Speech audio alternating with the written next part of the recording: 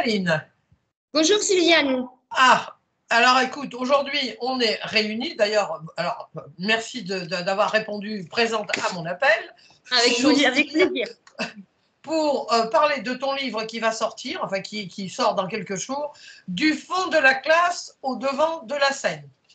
Ah, alors ça c'est un sacré titre. Hein. C'est un sacré titre. Alors, explique-nous d'abord la première chose, qu'est-ce qui t'a poussé moi, j'aime bien demander aux personnes que j'interviewe qu'est-ce qui nous pousse, puisque moi aussi je suis auteur, à finalement écrire ce livre. Alors, qu'est-ce qui, toi, t'a poussé à écrire ce livre? Toujours pareil, dans l'envie du partage.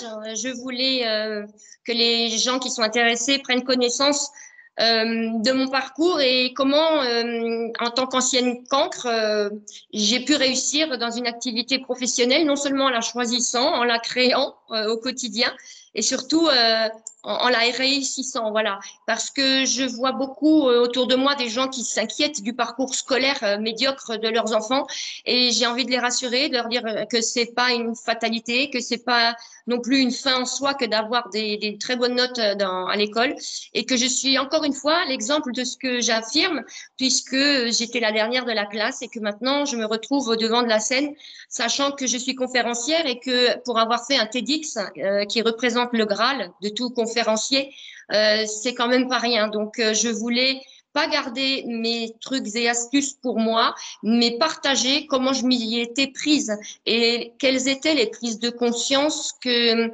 j'avais faites, quelles étaient les notions aussi psychologiques auxquelles j'avais fait appel pour pouvoir dépasser certaines limites psychologiques, cognitives, voilà. C'est ça que je mets à disposition. Oui, alors le livre, déjà, je dois dire, bon, puisque moi je l'ai lu en avant-première, il est remarquablement écrit. Franchement, Merci. là, c'est vraiment un style. Moi, j'aime bien les gens qui ont du style. Bon, je suis littéraire et vraiment là, bravo, Aline, chapeau, même on peut dire. Ça, je recommande à tout le monde. Il est remarquablement bien écrit, c'est fluide, c'est voilà, on vit ta vie, mais ça n'est pas, comment dire, du français. Enfin, j'aime pas trop dire ça parce que moi, comment dire, j'allais dire des romans de gare. Tu sais, avant on disait oh, c'est un roman de gare et tout ça. Bon, c'est pas gentil parce que même celui qui écrit un roman de gare, eh ben, c'est du travail. Mais bon, voilà, il y a du style, il y a style et style. Alors voilà, moi je dis bravo pour ton style et pour la façon dont c'est écrit parce que c'est vraiment, franchement, hein, c'est pas par flagornerie. Tu sais bien que moi, c'est pas mon genre du tout. Donc voilà. Alors moi, ce que j'ai aimé aussi dans ce livre, c'est que il y a effectivement la notion du cancre, hein, bon, bah, c'est le dernier de la classe et tout ça. Et donc, tu aurais pu te désespérer, tu aurais pu finalement rester le cancre. Alors, qu'est-ce qui a fait que, explique-nous là maintenant, qu'est-ce qui fait que tu es passé de cancre concrètement à première de la classe. Enfin, là, pas la première de la classe, mais au devant de la scène. Donc voilà, parce que ça, c'est ça qui va nous intéresser, parce qu'il y a beaucoup de gens qui se disent ah ouais, mais c'est parce que c'est Aline Peugeot, parce que si, parce que ça, il y a tellement de choses qui vont se dire, tu vois. Parce que, Oui. alors, qu'est-ce qui fait que toi, tu as eu la niaque aussi d'y arriver, mais qu'est-ce qui fait que tu t'es lancé là-dedans et finalement, maintenant, tu es au devant de la scène? Alors, il y a plusieurs réponses à apporter. Pour ce qui est de Céline Peugeot, oui, sachez que ça a été le plus grand handicap de toute ma vie et qu'on n'ouvre pas la porte à des gens qui s'appellent Peugeot. Il y a beaucoup, beaucoup de blocages à ce niveau-là. Donc, je dois ramer beaucoup plus que la plupart des gens. Rien que, par exemple, sur un plateau télévisé, on m'a dit, on ne peut pas vous inviter parce qu'on ne doit pas prononcer le nom d'une marque. Voilà, on en est là. Une société qui oublie qu'avant que ça soit une marque, c'est le nom aussi d'une famille. Mais bon, laisse tomber, c'est pas grave. C'est pas par les médias qu'on réussit. Deuxième chose, avant de réussir, encore faut-il aller à la rencontre de soi. Donc c'est la continuité de mon autobiographie dans laquelle j'explique comment j'ai découvert mon être intérieur, qui véritablement j'étais, en me désidentifiant des remarques, des attentes extérieures, des fausses images que me renvoyait l'extérieur. Voilà. Donc, en allant à la rencontre de moi, je me suis aperçue que j'étais pas si idiote que ça, que j'étais pas dénuée de facultés, et que, comme tout le monde, j'avais des compétences qui étaient peut-être singulières, peut-être différentes des autres, et c'est tant mieux parce que c'est justement ce qui va faire la différence. Et en découvrant que les mots m'avaient tellement manqué depuis toujours sur mon parcours, tout ce qu'on m'avait pas dit, tout ce qu'on m'avait caché, que c'est devenu une force à l'intérieur de moi parce que j'ai cette précision linguistique, un mot plutôt qu'un autre, parce que le sens pour moi est extrêmement important. C'est la moindre des choses que de respecter celui qui va lire et de véritablement faire l'effort d'être au plus juste de ce qu'on a envie de lui transmettre. Voilà, donc c'est aussi lié à un parcours personnel et tout le monde développe, vient avec des compétences innées et qui viennent s'affiner avec le parcours personnel et qui deviennent qui deviennent ces singularités qui font la différence justement, qui fait qu'on se démarque avec des spécificités qui plaisent ou qui plaisent pas, on s'en fiche un peu. C'est notre force, c'est notre manière à nous de laisser notre empreinte. Voilà, une empreinte d'essence intérieure dans ce monde. Parce que à quoi ça sert que tout le monde serve la même sauce? C'est vraiment les différentes saveurs, les différentes odeurs qui enrichissent. Voilà. Donc surtout ne pas essayer de se formater, de rentrer dans le moule. Parce que ça serait passé à côté d'une force, d'une puissance intérieure phénoménale. Et donc, j'ai découvert que, avec aisance, j'utilisais les mots. Donc, voilà pourquoi je suis devenue auteure. Également, on m'avait privé de la parole durant mon parcours pendant très longtemps, dans une famille où les enfants doivent se taire, dans une famille où on n'a pas le droit d'exprimer des choses intérieures parce que c'est signe de faiblesse. Donc, je pense que après avoir autorisé ce flot de parole qu'on m'avait laissé bien enfoui dans ma gorge, voilà.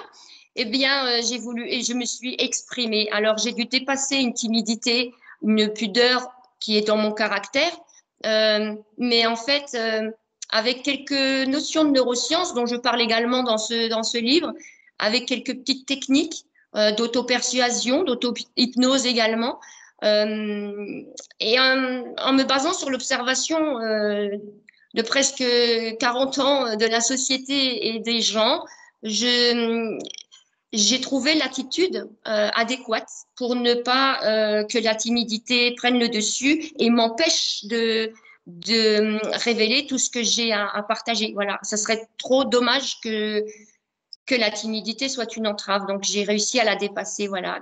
D'apparence, j'ai l'air sûre de moi, mais je peux vous confier, ceux qui vont écouter cette vidéo, que je m'accroche à mon micro comme à une bouée de sauvetage, parce que pour moi, c'est quand même énorme d'être devant tous ces gens qui écoutent, mais c'est tellement nourrissant aussi, donc ça dure que quelques minutes. C'est différent à mes formations, je suis tout de suite à l'aise très, très rapidement parce que les gens, je sens l'investissement des gens et je sens que tout ce que je vais apporter va être efficace.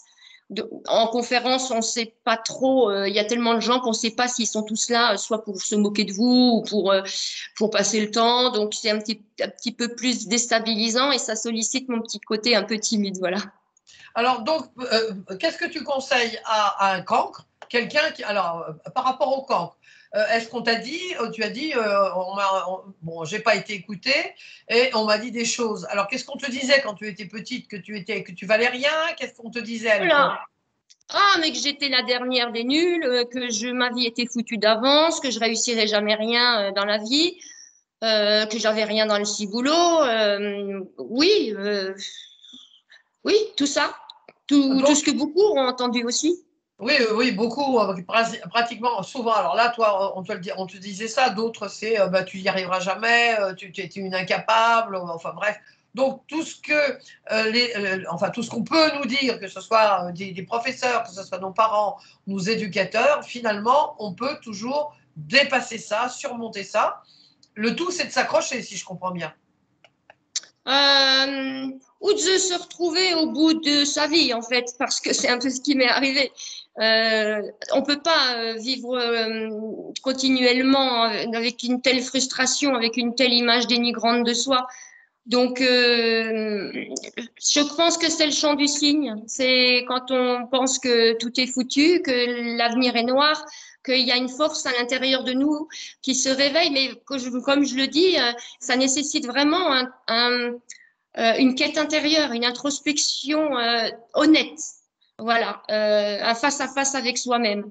Et puis aussi euh, un altruisme, un désintérêt total pour soi, c'est-à-dire qu'on est tellement occupé à vouloir partager ce qui pour nous a marché. On n'est pas dans la quête de réussite personnelle. On est vraiment dans la quête d'apporter pour le mieux de l'humanité. C'est ça pour moi, à mon sens, la véritable réussite. C'est d'apporter sa pierre à l'édifice pour faire évoluer l'humanité. Mais pour passer aussi de cancre personnel, pour y aller, arriver à être conférencière comme toi, c'est comme disait Socrate, connais-toi toi-même pour changer le monde.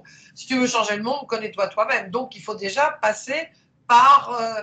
déjà, il faut avoir la niaque, hein, quand même, parce que moi je dis toujours aux personnes, il n'y a pas de milieu. Ou vous êtes responsable de votre vie, ou vous êtes en victime. Vous faites de la victimite. Ce que j'appelle, moi, le syndrome Calimero. Oh, gna, gna, gna, toujours. Gna, gna. Bon, alors, quand on passait, parce qu'il y a tous, quand on vit des situations dramatiques, des fois tragiques même, on passe, on est victime. Alors, il faut sortir de ce rôle de victime pour prendre la direction de la responsabilité de sa vie et voir ce que la vie peut nous enseigner. Donc, dans ton livre, c'est ça ce que tu nous apprends, enfin, ce que tu apprends, toi, de ton parcours personnel, c'est que de situations, alors là, on peut dire calamiteuse, hein, quant à ton parcours personnel, de situations qui pour beaucoup de gens, on dirait, bah, c'est vrai, elle ne va pas s'en sortir, c'est pas possible qu'elle s'en sorte. De ça, c'est pas possible. Ben oui, on arrive à se sortir même du fond du gouffre. Mais c'est ça, nous sommes tous des alchimistes et on peut transformer ce qui sent mauvais en quelque chose de magnifique, de pur. Et voilà. Et c'est tout le sens de la vie. D'abord, il y a l'expérience et après l'expérience, eh ben, qu'est-ce qu'on en fait? Voilà. Voilà. Oui, qu'est-ce qu'on Et en c'est fait? vrai, je te rejoins, Sylviane, c'est vrai que dans la vie, moi, je dis autrement, je dis, c'est simple, il n'y a que deux réponses, c'est oui ou non. Oui. Voilà.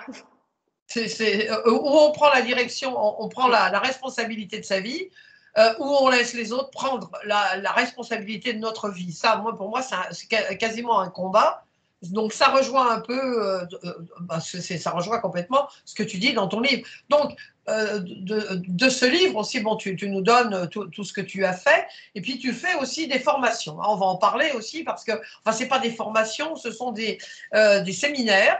Alors, qu'est-ce que tu enseignes dans ces séminaires? Dis-nous un peu qu'est-ce que tu enseignes, parce que c'est un peu le reflet du livre. Hein. On ne peut pas parler du livre sans parler de tes séminaires. Alors, qu'est-ce que tu nous apprends dans tes séminaires? Avant de répondre, je vais juste préciser quelque chose dans le livre. Il y a aussi une partie où je donne mon regard en tant que cancre sur la société, parce que la société a passé son temps à donner le sien sur les cancres. Donc, je me suis octroyé un droit de réponse et j'ai donné le regard des cancres sur la société avec des solutions. Voilà, parce que souvent la société nous apprend à dénigrer, à juger, à critiquer, mais c'est pas très constructif. Derrière, qu'est-ce que vous proposez? Eh ben, le cancre, il a justement suffisamment d'imagination, de créativité pour vous proposer. Et c'est ce que je fais dans mon livre. S'agissant de mes formations, j'en ai deux. Une qui est que j'appelle Bonheur et réussite, les clés du succès, parce que vraiment, j'accompagne les gens à la découverte des notions qui mènent au bonheur, au véritable, qu'on peut associer à cette paix intérieure qui est invulnérable, indestructible, parce qu'elle ne dépend que de nous-mêmes. Donc, parce que pour continuer, il est nécessaire d'être heureux. Voilà. Si on est triste, si on est malheureux, c'est même pas la peine d'essayer. Donc, en premier lieu, découvrir notre bonheur intérieur et comprendre qu'il ne dépend de rien d'autre que de nous-mêmes. Et ensuite, on va à la découverte pour la réussite, on va à la découverte de nos compétences, de nos forces, de notre véritable nature à travers différents tests avec des exercices pratiques, ludiques dans l'échange.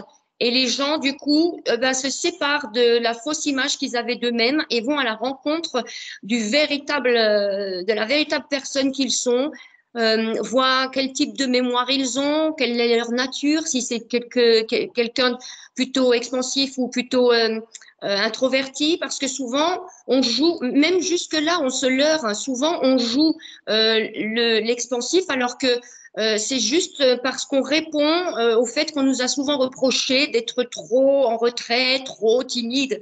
Donc on se dit ouais mais non mais moi je montre.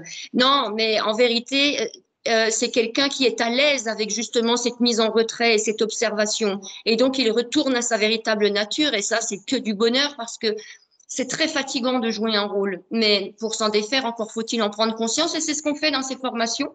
Et les clés du succès, parce que pour moi, le succès, c'est oser laisser son empreinte, oser faire les choses à notre façon, oser contourner les limites, oser, voilà, oser innover, voilà, parce que c'est justement tout le contraire de cette société qui a peur de tout ce qui est nouveau, de tout ce qui et depuis toujours, en fait, c'est pas cette société actuelle. Je parle celui qui disait que la Terre était ronde alors que tout le monde pensait qu'elle était plate. Voilà, on sait ce qui leur arrivait. Hein. Il y en Oui, a ils qui ont mal fini, généralement, ils ont mal fini. Hein. oui, voilà. Mais maintenant, heureusement, on vous fera plus ça. Juste ce qu'on vous fera, c'est qu'on vous tirera dans les pattes, on vous fermera les portes. Mais c'est pas grave. C'est pas grave parce que une vie accomplie, c'est la vivre comme on l'entend. Il faut savoir que ceux qui ont fait des accompagnements en fin de vie, comme j'ai pu faire à un moment donné, les premiers regrets des personnes, ils ont dit qu'ils auraient aimé vivre leur vie et pas celle qu'on attendait qu'ils vivent. C'est juste horrible. Donc, il n'est jamais trop tard pour réajuster l'orientation et pour faire les choses qui nous attirent. Comme j'ai dit, oui ou non. Et puis, c'est j'aime ou j'aime pas. Eh ben, moi, je les accompagne dans une vie où ils ne font que ce qu'ils aiment. Voilà, enfin. Alors moi, j'ai un autre truc, je dis un autre truc d'une autre façon. Je dis toujours aux personnes, quand je fais à la fin d'une consultation, je leur dis toujours, vous choisissez vous ou vous choisissez les autres. C'est ça. C'est ça. Et après, surtout, très important de se demander si on fait les choses pour nous ou si on les fait pour les autres. Ça, c'est vrai aussi que c'est très important. Et la deuxième, et l'autre formation, c'est toujours la même qui me tient à cœur en lien avec l'activité que je vais reprendre, eh ben, c'est développer ses perceptions extrasensorielles.